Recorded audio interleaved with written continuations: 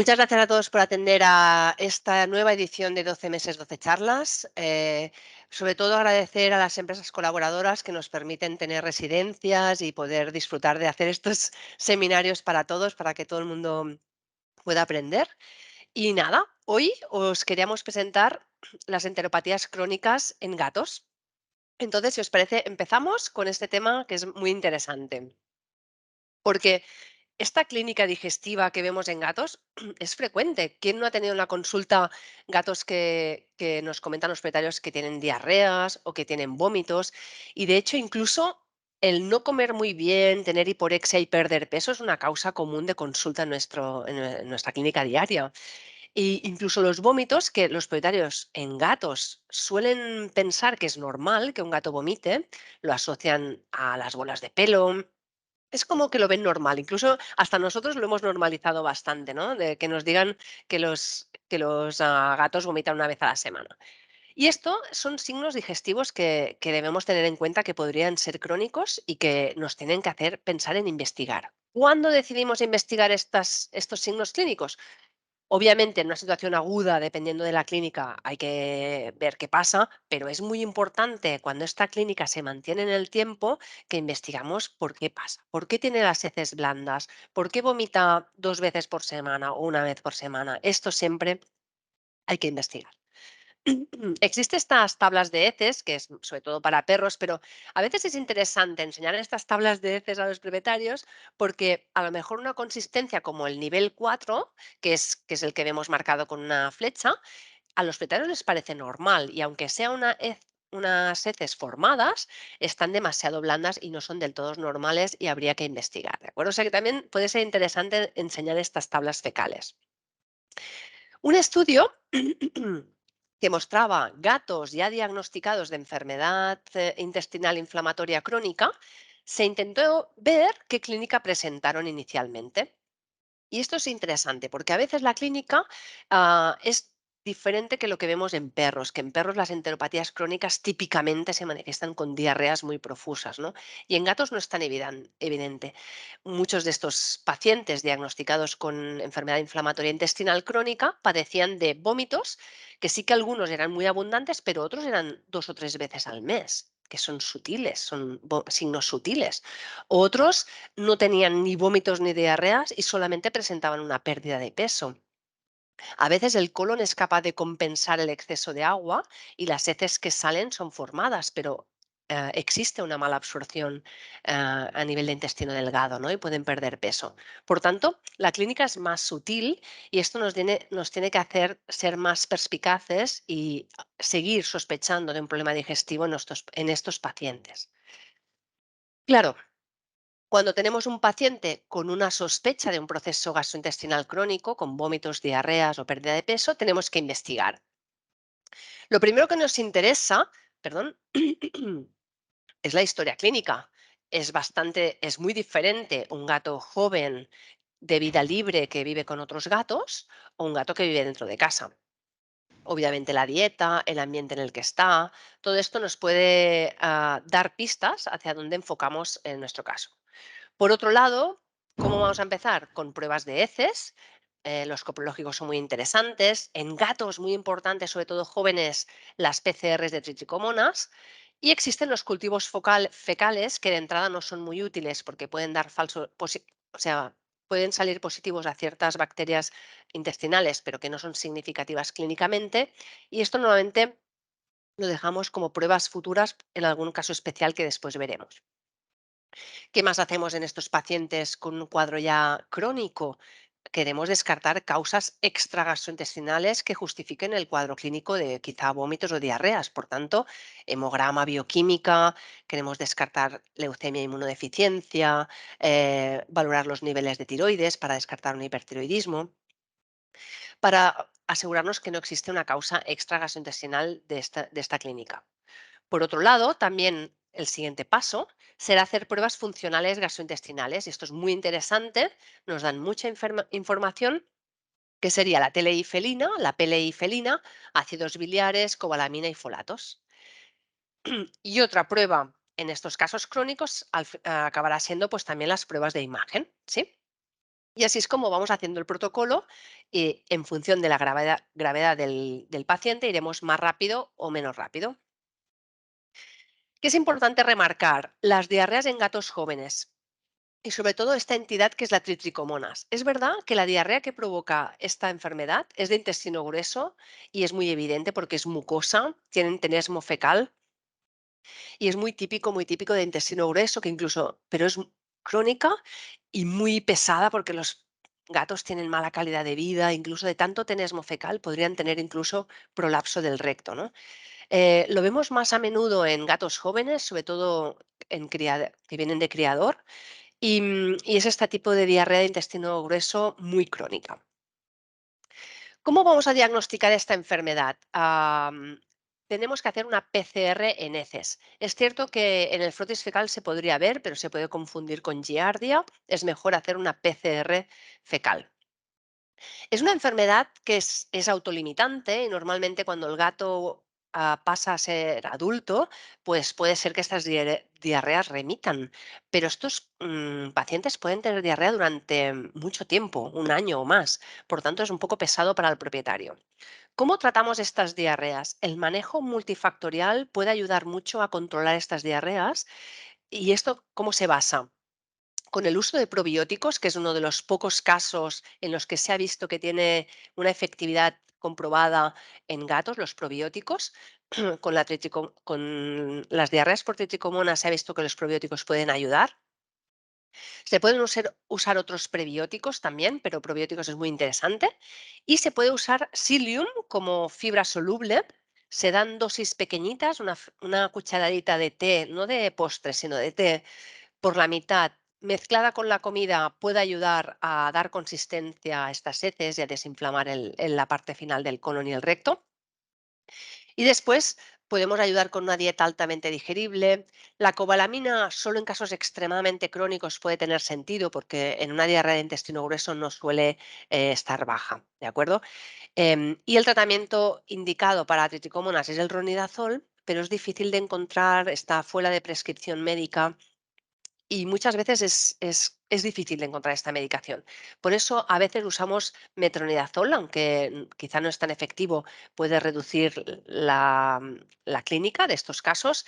Y esta característica autolimitante de estas diarreas, a veces con un manejo dietético, probiótico, fibra, el gato se mantiene más o menos bien y luego progresivamente, en la mayoría de los casos, puede llegar a remitir, ¿no? Por esta característica autolimitante de esta enfermedad.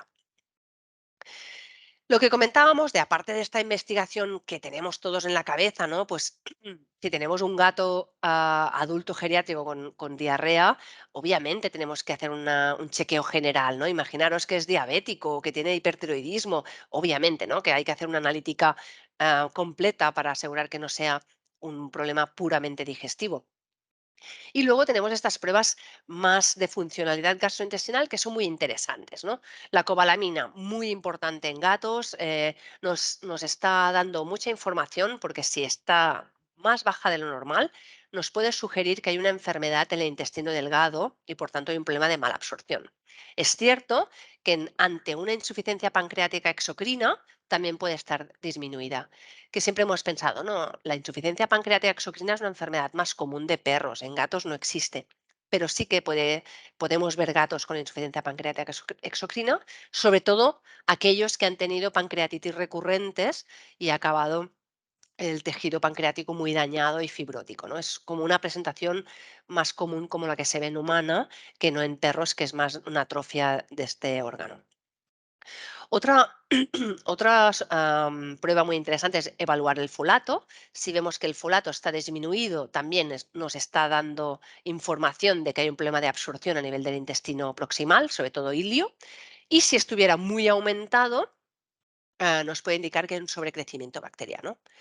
La PLI felina nos puede indicar si está elevada, que hay una pancreatitis. Obviamente hay que tener cuidado al evaluar esta prueba porque podríamos tener también un falso positivo, pero nos puede ayudar a ver si existe alguna comorbilidad, porque muchas veces tenemos pacientes con enteritis y también pancreatitis o colangitis, nos puede ayudar a afinar mejor el diagnóstico.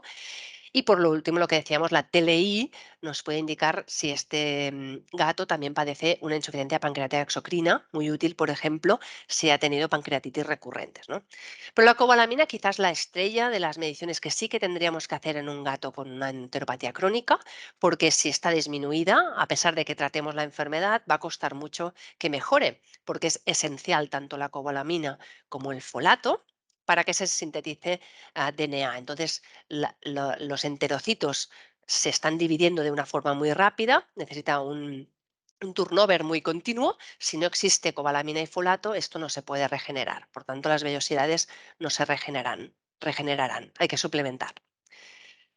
Muy bien, y los gatos siempre complican un poco la clínica, ¿no? Porque no tienen enfermedades fáciles, siempre tienen un punto oculto. Y como se ve en este artículo, puede existir comorbilidades asociadas a las enteropatías, a veces incluso en animales asintomáticos puede padecer inflamación en estos tres órganos y la curiosidad y peculiaridad de esta especie, la felina, es que anatómicamente tanto el conducto pancreático, colédoco como intestino están íntimamente relacionados, tienen un intestino delgado más corto que los perros y con un aumento del recuento bacteriano. Por tanto, el riesgo de que exista alteración de los tres órganos y muchas veces asociado a bacterias, pues es importante y tenemos que tenerlo en cuenta. Sobre todo si vemos gatos con una enteropatía muy grave, el riesgo de que puedan padecer triaditis es más alto. Esto es lo que en este estudio observaron. ¿Qué más? El siguiente paso, aparte de las pruebas que hemos visto, analíticas, coprológico, historia clínica, sería la ecografía abdominal. Muy interesante porque queremos ver si es una enfermedad que puede afectar otros órganos, si vemos algún otro órgano afectado, páncreas, hígado, o si hay alguna masa como por ejemplo o linfonodos muy grandes, como por ejemplo ante un PIF o tumores, ¿de acuerdo? Por tanto, vamos a ver con la ecografía, ¿es una enfermedad focalizada? ¿Es una enfermedad difusa? ¿Hay otros órganos afectados? ¿Se pueden realizar punciones? Em, si tenemos que proseguir en el diagnóstico, ¿qué me va a interesar más? ¿Hacer una laparotomía y biopsias o hacer una endoscopia? Nos va a ayudar mucho la ecografía y sobre todo a acabar de descartar que no hayan enfermedades no asociadas al digestivo o diferentes, ¿no? O por ejemplo, una situación como podría ser un PIF, ¿no? Que a veces con una citología, una PCR de la punción podemos llegar al diagnóstico. Muy bien, una vez realizadas estas pruebas, si no tenemos un diagnóstico todavía claro, porque no hay una masa, no hay hipertiroidismo, no hemos encontrado una causa clara de por qué este paciente nuestro tiene vómitos o diarreas, viene la fase de hacer trials que serían pruebas de tratamiento. Siempre que hacemos una prueba de tratamiento, hacemos uno. Por ejemplo, escogemos hacer una prueba de dieta hipoalergénica o proteína nueva, perfecto, porque queremos descartar que no exista una diarrea que responde a la dieta, una alergia alimentaria. Una vez decidimos que hacemos esta prueba, podemos usar o bien una dieta hipoalergénica comercial o bien una proteína nueva.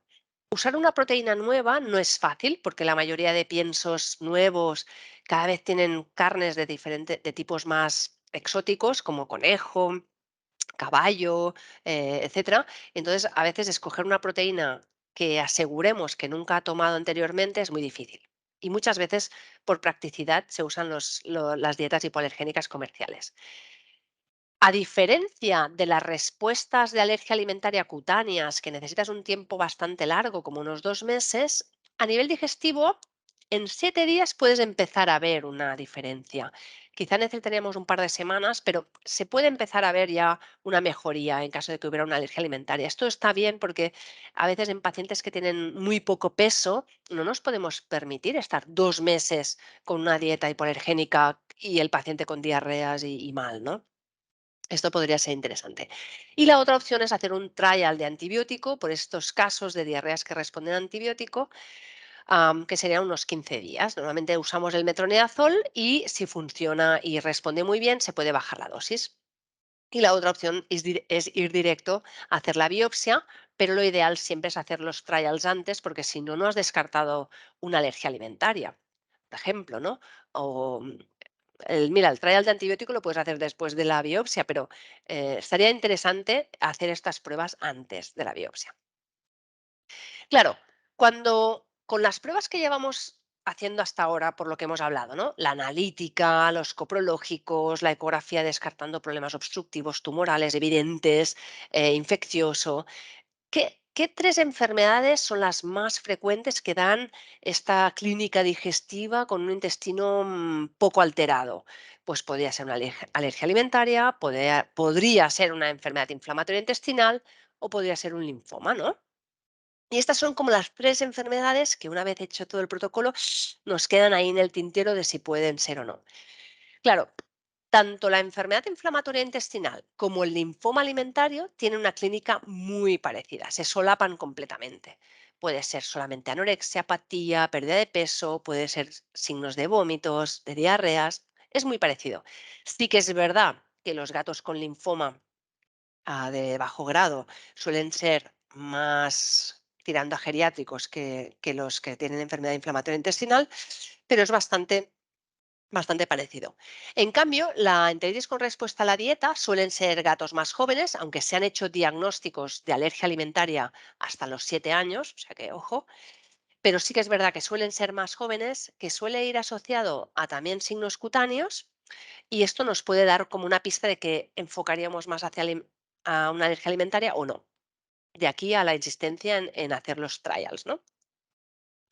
Am, claro, ahora también, igual que en gatos, se ha definido este índice de actividad de enteropatía crónica para ayudarnos a ver si ciertos tratamientos funcionan de una forma más objetiva y más científica, ¿no? ¿En qué se basa este índice? Este índice se basa en la sintomatología del paciente, ya sea su actitud, su apetito, la presencia de vómitos, de diarrea, de pérdida de peso, y esto se evalúa tal como veis en esta tabla, en 0, 1, 2 o 3, en función de cada caso, ¿vale? Y entonces vamos dando puntuación que se irán sumando. Igual pasa con las lesiones endoscópicas, si acabamos haciendo una endoscopia, si tiene o no tiene, 0 o 1, y 3 parámetros analíticos, proteínas totales, ALT, fosfato alcalina y fósforo, si está alterado o no está alterado. Y con eso tenemos otra tanda de evaluación. Con la sumatoria de estas puntuaciones podemos definir si la enteropatía es leve si nos sale de 2 a 5, moderada de 6 a 11 y grave más de 12. Esto es interesante para tener como más, sobre todo en publicaciones y para evaluar tratamientos, de tener una base más objetiva de si ha mejorado o no nuestro paciente. Por ejemplo, tenemos a Pipo. Pipo es un siamés macho castrado de 10 años. Él sí que viene con una historia de vómitos y diarreas muy evidentes de forma crónica, ya de semanas. Se hace el primer plan analítico descartando causas sistémicas, realizamos ecografías y hacemos trials de tratamiento. Aunque era un gato indoor, se le dio Panacur para desparasitar, hicimos un trial de antibióticos sin respuesta y se hizo también un trial de dieta hipoalergénica sin respuesta. En la ecografía no se observaron masas evidentes, pero sí que era un paciente que presentaba el intestino más engrosado de lo normal con una cierta linfadenopatía reactiva. Cuando vemos un grosor intestinal mayor de 0,32 centímetros aproximadamente, podría sugerir que existe alguna enfermedad. No sabemos si puede ser una enteropatía inflamatoria o un linfoma, pero no es un grosor normal. Claro, ¿la ecografía nos puede hacer sospechar más de IBD o de linfoma? Sí, si existe una pérdida de estratificación, un engrosamiento muy marcado de la muscular, sospecharemos más de linfoma de bajo grado que de enteropatía, pero a veces se solapan los resultados y realmente con una ecografía no podemos definir 100% que estemos ante un linfoma de bajo grado o una enteropatía, ¿no? Obviamente, si hay una masa, muy evidente, sí, y en estos casos lo bueno, es que se puede hacer una citología, ¿no? Estamos hablando en situaciones de engrosamiento, que a veces hay resultados que se solapan entre IBD y linfoma. Ah, ¿Cuándo vamos directamente a biopsiar o no? ¿Cuándo hacemos los trials? La verdad es que si disponemos de estas 2 semanas para hacer trials, lo intentamos mientras estamos haciendo las pruebas de ecografía, pruebas de funcionalidad, analítica general, pues ya empezamos con una dieta, por ejemplo, hipoalergénica y mientras vamos haciendo las pruebas vemos la respuesta. No es un drama dar una dieta hipoalergénica porque al final es una dieta altamente digerible, no va a tener ningún problema, de hecho nos interesa, o sea que esa sería una posibilidad de empezar con un trial de dieta. Pero claro, si el animal está perdiendo peso, si empieza a tener unas proteínas muy bajas, quizá hay que ir más rápido a hacer la biopsia. A diferencia de los perros, las enteropatías con pérdida de proteínas no son tan frecuentes en gatos, así como en perros vemos estas albúminas tan bajas, en gatos no es tan común, nos dan un poco más de margen, ¿no? Pero sí que si tenemos una pérdida de peso muy marcada o una hipocobalenemia muy marcada, nos interesa ir más rápido a hacer una biopsia. Y aquí viene un poco el dilema, ¿no? ¿Cuándo hacemos una biopsia por endoscopia? ¿Cuándo hacemos una biopsia por laparotomía? Y ahí hay un poco pros y contras de cada uno que ya más o menos sabemos, ¿no? Obviamente en una endoscopia es mucho menos agresiva, pero sí que es verdad que acabamos tomando una muestra de la mucosa, que sí que es la parte del intestino que suele estar más inflamada y más dañada que nos interesa ver, pero si por ejemplo en la ecografía había un engrosamiento muscular, es posible que nos perdamos la información de qué está infiltrando esta capa muscular, ¿no? En estos casos quizá nos interesaría más hacer una biopsia de todo el grosor. Y además, si vemos como una cobalamina muy baja, tenemos que asegurar que cogemos una muestra del ilion, que a veces en endoscopia no es tan fácil, se puede conseguir, pero no es tan fácil. Nos interesa tener una muestra de allí, ¿no? Por la parotomía tiene cosas buenas porque podemos coger muestras de páncreas, de hígado también, pero por la parotomía no vemos cómo está el intestino. Cogemos muestras un poco a ciegas porque ver la mucosa sí que nos va a definir dónde hay más eritemas, si hay pequeñas úlceras, vamos a ir a biopsiar las zonas más inflamadas, pero por la serosa podemos no detectar ninguna alteración. Y muchas veces con las biopsias de todo el grosor acaban siendo unas biopsias un pelín triangulares y, no, y puede omitir parte de la mucosa, que es la que comentamos que nos interesa mucho ver. Entonces, tiene sus pros y sus contras y además se recuperan un pelín peor porque has hecho una cirugía, no puedes empezar con cortisona, por ejemplo, tan rápido porque necesitas que cicatrice. Tiene su pequeño riesgo también, ¿no? Pero obviamente nos da mucha información. En nuestro caso, Pipo, que tenía una enfermedad supuestamente infiltrativa en todo el intestino, decidimos hacer biopsias por endoscopia. En la endoscopia ya vemos una mucosa inflamada, edematosa, enrojecida y la biopsia nos mostró que había un infiltrado linfoplasmocitario muy evidente en todas las muestras, ¿no? En el caso de Pipo hicimos el índice de actividad de enteropatía crónica. A nivel de clínica, que presentaba vómitos y diarrea, tuvimos una puntuación de 7. A nivel de las lesiones y la alteración analítica, sumamos un 9 con todo. Por tanto, era perdón, un gato que tenía una enteropatía moderada clínicamente.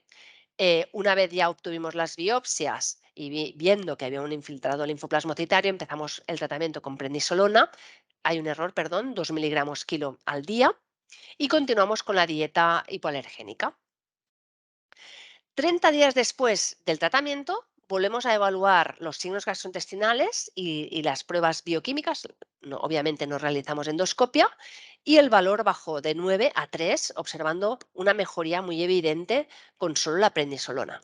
Esto simplemente para deciros que este índice nos funciona en el sentido de que podemos evaluar respuestas de tratamiento evaluando una cosa objetiva que puede ser común para todos, ¿no? En este caso fue interesante ver cómo disminuía este índice de actividad de enteropatía crónica.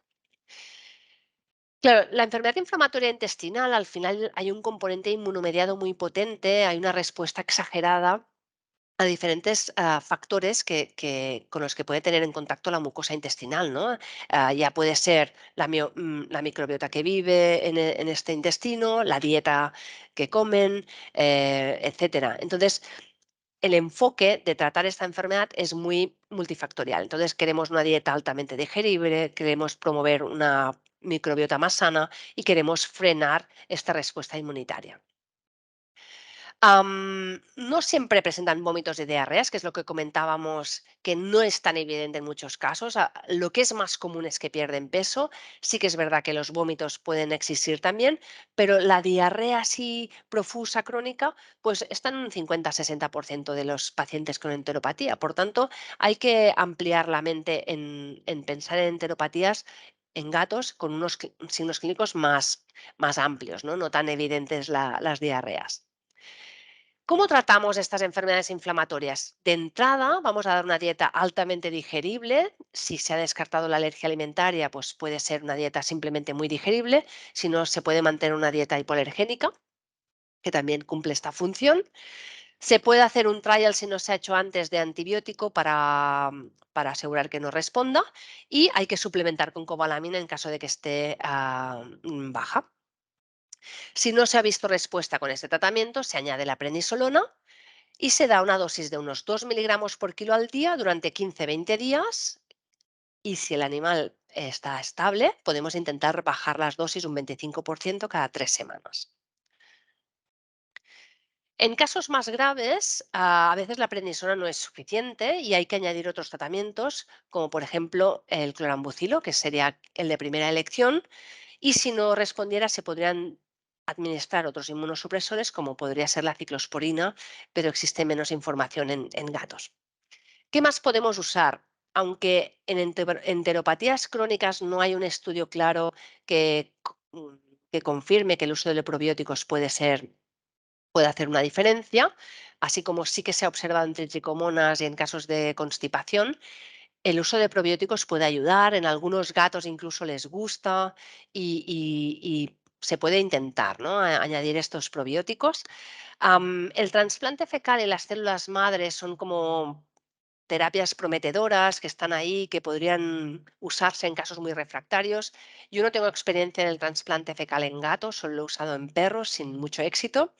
Y tampoco tengo experiencia en las células madre en estos pacientes, aunque hay un estudio que muestra que puede ser muy interesante el uso de células madres en pacientes refractarios. O sea que sería una posibilidad dependiendo de la predisposición de los propietarios y del caso. Claro, hacer la biopsia es muy interesante porque es verdad que la mayoría de enteropatías crónicas, o sea, dejando de lado los linfomas, suelen tener un infiltrado linfoplasmocitario, que es el que hemos visto en el caso descrito, y como vemos en la última tabla, pues este es un infiltrado linfoplasmocitario por una respuesta inmunitaria inapropiada que se suele tratar am, con prednisolona, más menos dieta, más menos modificación de la microbiota, con antibióticos y probióticos, ¿de acuerdo? Pero podemos tener otros tipos de infiltrados, como una enteritis eosinofílica. Aquí tenemos que tener en cuenta si se ha descartado 100% bien la alergia alimentaria y la presencia de parásitos. Si es así, puede tratarse también de una enteritis inflamatoria y que también puede necesitar un tratamiento con prednisona. Otro tipo de enfermedad infiltrativa intestinal podría ser una enteritis neutrofílica o histocítica. Aquí hay que asegurarse que no existe un componente infeccioso. Se puede realizar un cultivo fecal o buscar hongos en la muestra histopatológica, porque podría haber un componente infeccioso en estos casos, ¿no? Hay que tomar más medidas de asegurar que se ha descartado bien un agente infeccioso. Pero quizá el problema que tenemos, sobre todo en gatos, es, ¿estamos ante una enteritis linfoplasmocitaria o estamos ante un linfoma de bajo grado? ¿No? Son dos entidades que tienen un límite muy fino y que incluso una enteritis a partir de ciertos años puede acabar derivando en un linfoma, ¿no? Por tanto, es como una continuidad, una enfermedad que es como una continuidad, ¿no? La histopatología no siempre permite diferenciar entre ambos, primero porque tenemos muestras puntuales de este intestino y en alguna zona puede haber inflamación, en otra puede haber linfoma y a veces es tan parecido que no lo pueden diferenciar. Sí que es cierto que la hipoalbuminemia y la hipocobalaminemia es más común en linfoma, pero tampoco es 100% esto y por tanto si queremos llegar a un diagnóstico más certero podemos usar la inmunohistoquímica y la PCR de la PAR, que se llama, para buscar clonalidad. La, im- la PAR nos puede ayudar y es una herramienta más, pero se ha visto que no es tan la panacea como antes se pensaba, porque primero que una clonalidad no siempre va asociada a un tumor, a veces puede ser incluso inflamatoria, y a veces que no exista clonalidad tampoco te puede excluir un linfoma porque hay zonas de inflamación y puede haber variedad en estas células que observamos, ¿no? Por tanto, nos ayuda, pero no es un diagnóstico 100%, hay falsos positivos y negativos. Una opción también sería hacer la inmunohistoquímica. Cuando hablamos del linfoma alimentario, bueno, hemos hablado de enteropatías crónicas, ahora hablamos de linfoma, puede afectar tanto estómago como intestino delgado como intestino grueso, y sí que es verdad que la clínica es mucho más grave que lo que sería una enteropatía inflamatoria. El 100% de los gatos pierden peso y la presencia de vómitos y diarreas es un porcentaje un poco más alto, y por exia incluso pueden tener ictericia. La mayoría de gatos con linfoma pueden presentar una normalidad en la palpación más evidente que con las enteropatías. Obviamente, si hay una masa, porque es un linfoma de alto grado, aún más. Pero considerando el de bajo grado, las asas se palpan un poco más engrosadas. ¿Qué tipos de linfoma podemos ver alimentario en los gatos? Tenemos el linfoma de bajo grado de células pequeñas, que es el que hemos comentado, que se parece mucho a una enteropatía linfoplasmocitaria. Tenemos el linfoma de alto grado de células grandes y tenemos el linfoma de células grandes con nódulo. Estos tres son los más comunes: linfoma de grado alto o intermedio de células grandes y linfoma de células grandes con gránulos. El linfoma de bajo grado o de células pequeñas suele ser leucemia negativo y lo que comentábamos, es muy parecido a una enteropatía inflamatoria, hay un engrosamiento difuso de las masas, puede haber cierta de las asas intestinales, puede haber cierta linfadenomegalia, pero es difícil de diferenciar con una enteropatía. Hay que hacer una biopsia, muchas veces hay que hacer inmunohistoquímica o PAR, y cuando se diagnostica, pues dentro de los linfomas es el que tiene mejor pronóstico. Pueden llegar a vivir más de un año y el tratamiento suele ser prednisona y clorambucilo. Si la respuesta que se observa más o menos a los 3 meses de empezar el tratamiento es buena, el pronóstico puede ser realmente bueno y la supervivencia larga. Los linfomas de células grandes, ya sea em, con gránulos o no, tienen peor pronóstico. Son ambos unos linfomas que se presentan normalmente con masas. Es mucho más agresivo, la clínica es más, más grave. El tratamiento ya no es un tratamiento, bueno, se tiene que diagnosticar mediante citología o biopsia y el tratamiento se basa en una quimioterapia intravenosa. Los linfomas de células grandes tienen un pronóstico de vida no muy alto dependiendo de la respuesta inicial al tratamiento, pero pueden llegar a vivir un año, un poco más de un año si responden bien.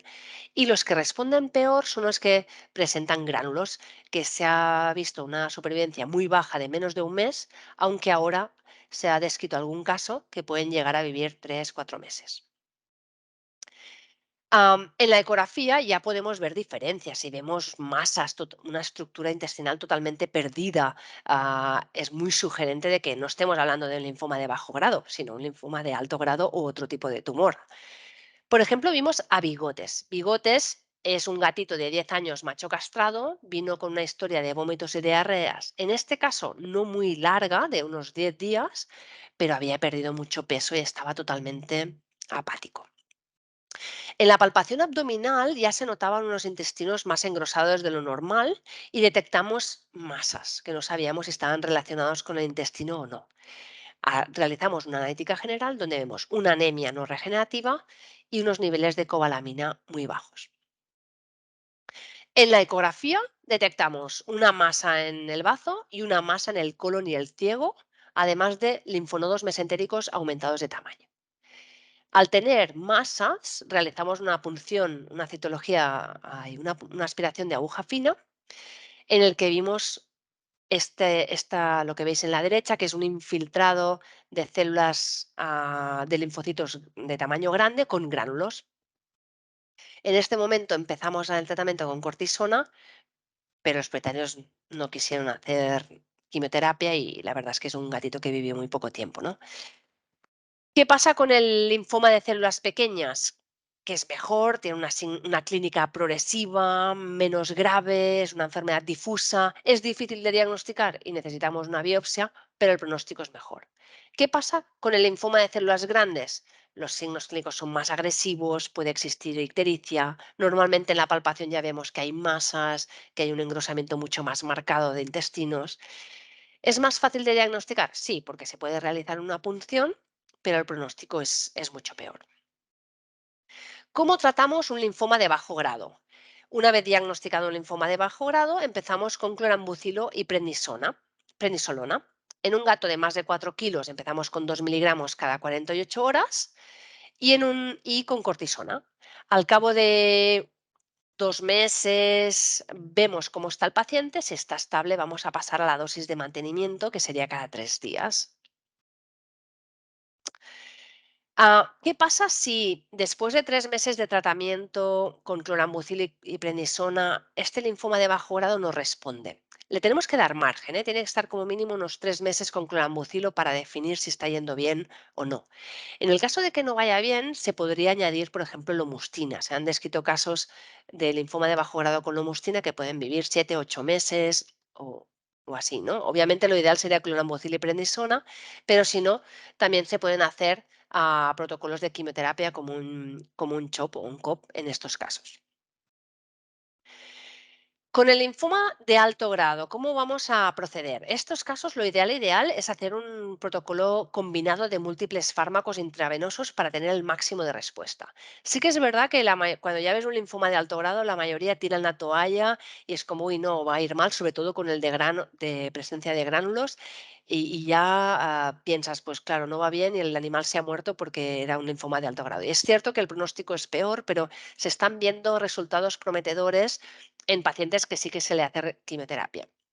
Entonces, dependiendo de si existe obstrucción o no, pero se puede tratar con quimioterapia intravenosa, llegando a obtener resultados de linfoma de alto grado de hasta 20 meses. Por tanto, es una posibilidad. Con el de células grandes con gránulos, el pronóstico es peor, ¿eh? Pero se han visto respuestas de 3, 4 meses, ¿de acuerdo?